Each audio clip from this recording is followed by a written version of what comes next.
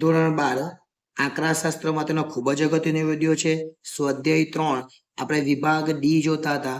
એમાં 6 દાખલા સુધી આપણે જોયા અને ખૂબ અગત્યના દાખલા હતા. પરંતુ આજે દાખલો કંઈક અલગ છે અને ખૂબ અલગ દાખલો કહેવાય, કેમ કે આપણે ડાયરેક્ટ ક્ષેત્રફળ આપી દીધેલું છે અને ક્ષેત્રફળના આધારે આપણે દાખલો ગણવાનો છે. એટલે ખૂબ અગત્યનો દાખલો છે. આપણે Z1 ની અંદાજિત કિંમતો શોધવાની છે. બહુ જ અગત્યનો દાખલો કહેવાય. આ ડાબી બાજુનું છે અને આ જમણી બાજુનું છે. ખૂબ જ અગત્યનો દાખલો છે. ખાસ ધ્યાન આપજો. પહેલો દાખલો આપણે ગણીએ. આપણે ડાબી બાજુનું ક્ષેત્રફળ કેટલું આપેલું છે? તો 0.9928 આ આપણને આપેલું છે. એટલે આપણે લખીએ Z1 બરાબર આ જે Z1 છે એટલે Z ને Z1 ઉપરનું બેઠું લખી દે. ચાલો, ની ડાબી બાજુનું ક્ષેત્રફળ કેટલું છે? 0.9928 છે. ખાસ સમજવા જેવો દાખલો છે. ડાયરેક્ટ જ પહેલામાં આકૃતિ જ દોરવાની, કે આપણને 0.9998 આપેલું છે. ચલો, અહીંયા 0. હવે આપણને ખબર છે ડાબી બાજુ એટલે આ બાજુ. હવે આ બાજુનું કેટલું? 0.99. પણ આટલો ભાગ જોવા જઈએ, આ ભાગ, આટલો ભાગ કેટલો છે? આપણને બધાને ખબર, આટલો ભાગ એટલે 0.5. 0.5 એટલે આ તો 0.5 ના 0.5 એટલે 0.5000 ગણવાનું આપણે. કેમ? આમાં ચાર આંકડા છે ને, એટલે આમાં બી 4 આંકડા લઈ લેવાના. એનો મતલબ કે આ જે આંકડો છે એ આના કરતા તો ઓછો છે. એટલે 0.9928 એનો મતલબ કે આ બાજુ પર આવતું હશે. કેમ કે આ 50 અને બીજા 49 એ આ બાજુ પર, એટલે આ બધી વસ્તુ કહેવાય. આ જે આપેલું છે આ બધી જ, આ દરેક વસ્તુ આખું એ કેટલું કહેવાય? 0.9928 કહેવાય. ફરીથી ધ્યાન આપજો. આટલો ભાગ 0.5, પણ આ આંકડો 0.5 કરતા નાનો હોય તો આપણે આ બાજુ લખીએ, પણ આ આંકડો 0.5 કરતા મોટો છે એટલે આ બધું જ ડાબી બાજુનું કહેવાય. એટલે આ Z અને આ Z1 જે આપણે શોધવાનો. હવે આ 99.28 છે ને, એને આપણે પાછળ જોવો પડે. જો શું કરવાનું તે જોજો. ખાસ ધ્યાન આપજો, આ સમજવા જેવું છે. પહેલા P લખવાનો, અને P લખીને આપણે શોધવાનું શું છે? તો આપણે શોધવાનું છે 0 થી આ 0 થી 1 છે ને, આ આપણે શોધવાનું છે 0 થી 1.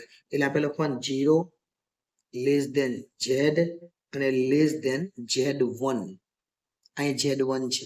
આ Z1 આપણે શોધવાનો છે. જો અહીંયા એવું કે Z1 ની અંદાજિત કિંમત, એટલે Z1 આપણે શોધવાનો છે. હવે Z1 શોધવા માટે આપણે શું કરવું પડે? તો Z1 શોધવા માટે ખાસ ધ્યાન સમજવા જેવું છે. નહીં સમજાય તો પછી અટવાઈ જતા રહે. એટલે ખાસ સમજવાનું છે, એટલે સમજી લેજો. એટલે આ શું છે? આ 0.5 છે અને આ કેટલું છે? બીજું કેટલું છે આપણને ખબર નથી. તો અહીંયા સુધીનું ટોટલ જોવા જઈએ તો 9928 છે. કેટલું છે?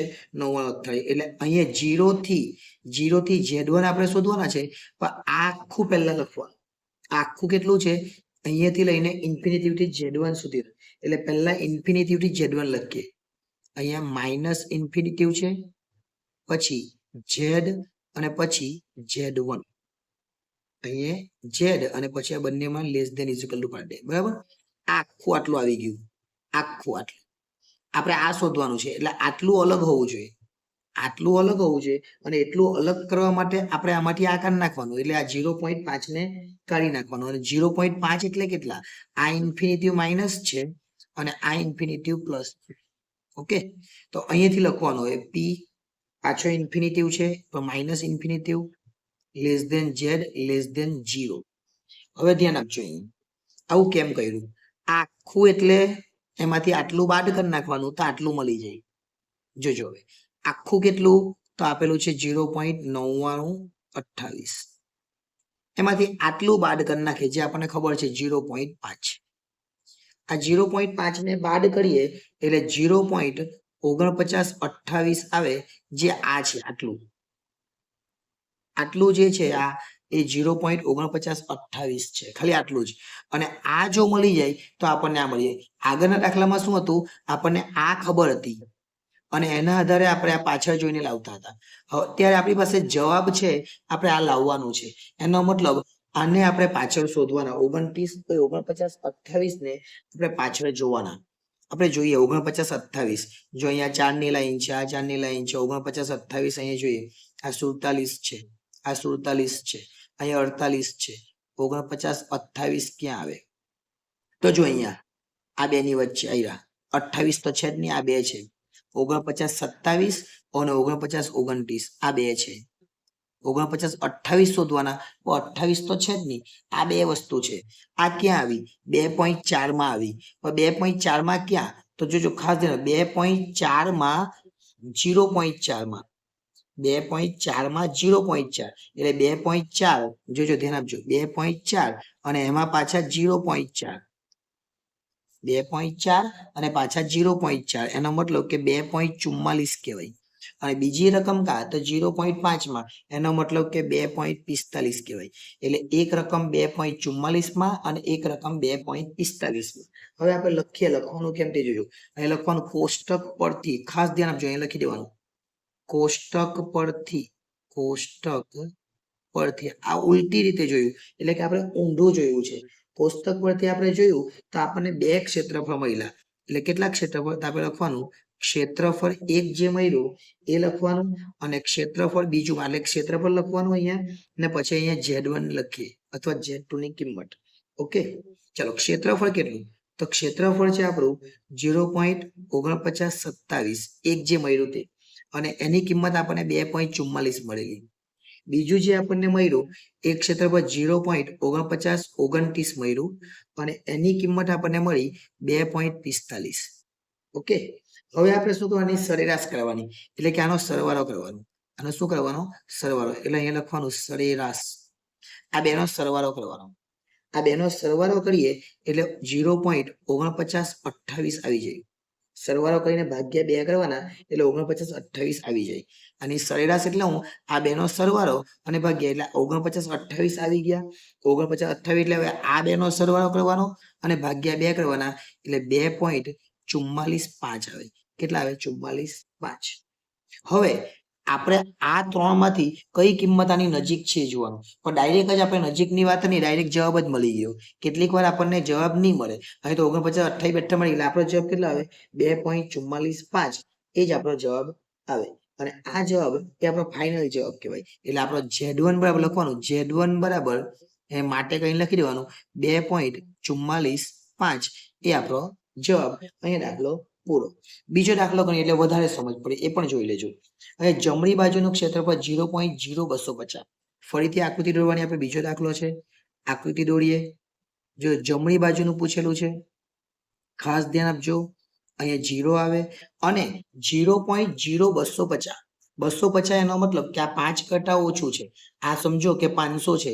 આ રીતના 0.0500 0.5000 છે. તો ચલો ને 5000 માંથી આ 0.250 તો આ ઓછું જ કહેવાય ને. એટલે આ ઓછું છે અને આપણને કીધેલું છે જમણી બાજુનું, તો આ બાજુ પર આવે એટલે અહીંયા લખવાનું અને આ આપણે શોધવાનું છે જમણી બાજુની. એનો મતલબ એટલે આ જે કિંમત આપેલી છે એ કેટલી કહેવાય? 0.0250 કહેવાય. કેટલી કહેવાય? 0.0250. હવે એને કેવી રીતના શોધવાનું? તો એ લખવાનું P. શોધવાનું શું છે? આપણને વધુ કીધેલું છે, પછી આપણને શું કીધેલું? ઓછું કીધેલું હતું. અત્યારે આપણને શું કીધું? વધુ કીધું. એટલે હવે સૂત્ર કેવી રીતના લખવાનું ખાસ ધ્યાન આપજો. પછી સૂત્ર લખેલું એ જ રીતના સૂત્ર લખવાનું છે. એટલે P પછી શું લખેલું? જો 0 Z Z1 એટલે આ 0 અને Z1 વચ્ચે આપણે શોધવાનું હતું. અત્યારે બી આપણે એ જ વસ્તુ કરીશું. આપણે શું લખવાનું? 0 Z અને Z1. જો કેવી રીતના તે અત્યારે સમજાઈ જશે તમને. 0 less than Z less than Z1. એ અત્યારે પણ આને Z1 જ નામ આપવાનું છે આપણે. એટલે અત્યારે પણ આ શોધી કાઢીએ આપણે તો આપણને આ મળી જાય. આપણે આ Z1 શોધવા માટે આપણે આ શોધી કાઢવું પડે કે આ કેટલું છે અને આ કેટલું છે કેવી રીતના ખબર પડે? આખું 0.5 માંથી આટલું બાદ કરી નાખે તો આ મળી જાય કે નહીં મળી જાય? ચલો જોઈએ. આખું કેટલું છે? 0.5 અને 0.5 અને પ્લસ ઇન્ફિનિટિવ કહેવાય અને માઇનસ ઇન્ફિનિટિવ કહેવાય. હવે આખું 0 થી ઇન્ફિનિટિવ સુધીનું એટલે P 0 less than Z less than plus infinitive. આ છે આખું. એમાંથી આપણે આટલું બાદ કરવાનું 0 થી Z1 સુધીનું બાદ કરવાનું અથવા Z1 થી ઇન્ફિનિટિવ સુધીનું બાદ કરવાનું. કેટલું? Z1 થી ઇન્ફિનિટિવ સુધીનું. એટલે લખીએ P Z1 less than Z less than infinitive. હવે ઇન્ફિનિટિવ આપણી પાસે છે, આ તો છે જ આપણી પાસે 0.5. એમાંથી ઇન્ફિનિટિવ નું બાદ કરી નાખવાનું 0.0250. 0.5 નું હવે બાદ કરીએ આપણે 0.0250 એટલે 4750 આવે. કેટલા આવે? 4750. હવે આપણે શું કરેલું? આ 49 28 ને પાછળ જોયેલા તો આ 47 50 ને આપણે પાછળ જોવાનું. ચલો 47 50 ને પાછળ જોઈએ. 47 50 એટલે 47 ની લાઈન જોવાની. 47 50 માં તમે જોઈ શકો 47 50 ડાયરેક્ટ મળી જ ગયા, એટલે પેલું કરવાની જરૂર નથી. પણ ક્યાં મળ્યા? 1.9 માં મળ્યા. ક્યાં મળ્યા? 1.9 માં. પણ 1.9 ની કઈ લાઈનમાં મળ્યા? તો 1.9 માં 0.6 માં મળ્યા. તો અહીંયા લખવાનું 1.9 અને 0.06, એટલે આ 90 કહેવાય. હે જોજો 9 જ છે, એટલે કે બે આંકડા હોય છે ને 6 અને 9, એટલે 1.9 નું 6 માં એટલે 1.96 કહેવાય. 1.9 નું 6 માં ધારો કે 1.6 નું 3 માં એટલે 1.63 કહેવાય. 1.9 નું 0 માં એટલે 1.90, 1.9 નું 1 માં એટલે 1.91. જો આ રીતના ફરીથી 0.6 નું 0 માં એટલે 0.70 કહેવાય. 0.7 નું 1 માં એટલે 0.71 કહેવાય. એ જ ને 1.1 નું 1 માં એટલે 1.11 કહેવાય. અત્યારે 1.7 કરીએ તો 1.72. 1.9 નું કેટલામાં? 47, એટલે 47 50 એટલે 1.9 ના 6 ની લાઈનમાં છે, એટલે 1.96 એ આપણો જવાબ આવે. ડાયરેક્ટ જ કોષ્ટક પરથી લખી દેવાનું. હવે લખવાનું કોષ્ટક પરથી અને પછી આપણે ક્ષેત્રફળ હોઈતું, એટલે ક્ષેત્રફળ કયું છે? 0.4750 માટે Z1 બરાબર 1.96 ડાયરેક્ટ આપેલું જ છે, થશે. કેટલો થશે? 1.96 થશે. એટલે આ તો કેવું હતું કે આપણે શોધવું પડ્યું, જ્યારે આમાં કેવું આપણને ડાયરેક્ટ પાછળથી મળી ગયું. એટલે શું આપેલું છે, કેવી રીતના આપેલું છે એ શોધવાનું. દાખલાને ફરીથી એકવાર જોઈ લેજો. હજુ ઘણા બધા આવા વિડીયો બનાવીશું, ઉદાહરણો પણ બનાવીશું, એટલે ચેનલ સાથે જોડાયેલા રહેજો, જેથી કરીને ભવિષ્યમાં આવા વિડીયો મળે તો તમે એને સ્કીપ કરી કે ભૂલી ન જાઓ અને તમને કામ લાગે. એટલે ચેનલને સબસ્ક્રાઇબ કરવાની બાકી હોય ને તો એ પણ કરી લેજો, જેથી કરીને ભવિષ્યમાં આવા બધા જ દાખલાઓ તમને જોવા મળે. આભાર.